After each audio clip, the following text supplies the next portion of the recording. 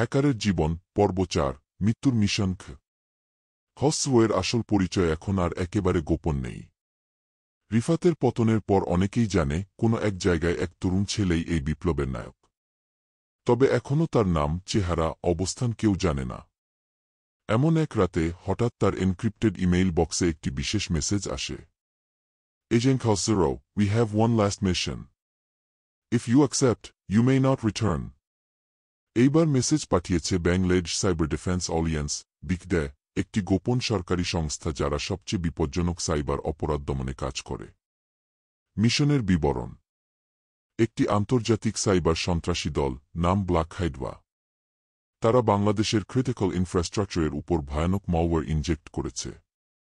লক্ষ্য: বিদ্যুৎ কেন্দ্র, ব্যাংকের সার্ভার, জাতীয় তথ্য ভাণ্ডার, নেট, পাসপোর্ট, স্বাস্থ্য। তারা হুমকি দিয়েছে, 7-2 ঘন্টার মধ্যে আমাদের দাবি না মানলে দেশের সার্ভারগুলো এক এক করে ধ্বংস করে দেওয়া হবে। আর শুধু খসরোয়ের পক্ষেই আছে সেই ম্যালওয়্যারের বেস কোড ভাঙার ক্ষমতা। প্রবেশ: একা, নির্বে। খসরো নিজের পুরনো ল্যাপটপে সিস্টেম গঠন করে। ওয়েপনের পর ওয়েপন, থোড়ের পর থোড় চালিয়ে সে ঢুকে পড়ে ব্ল্যাক হাইডওয়ার গোপন নেটওয়ার্কে। কিন্তু ওরা তৈরি ছিল। হঠাৎ একটি ট্র্যাপ সক্রিয় হয়। খসরোয়ের লোকেশন ট্র্যাক হওয়া শুরু হয়। তার ল্যাপটপে এক লাল blinking message. We see you, Khosru. You are brave but not invisible. মরণ ফাঁদ। খসরো বুঝে যায় এটা কেবল এক সাইবার যুদ্ধ নয়, এটা মরণ ফাঁদ। তার সামনে এখন দুইটি রাস্তা: নিজের পরিচয় প্রকাশ করে সরকারি হেফাজতে আত্মসমর্পণ করা, শেষ পর্যন্ত লড়াই করে ম্যালওয়্যার ধ্বংস করা, কিন্তু হয়তো সে আর ফিরবে না। সে দ্বিতীয়টিই বেছে নেয়।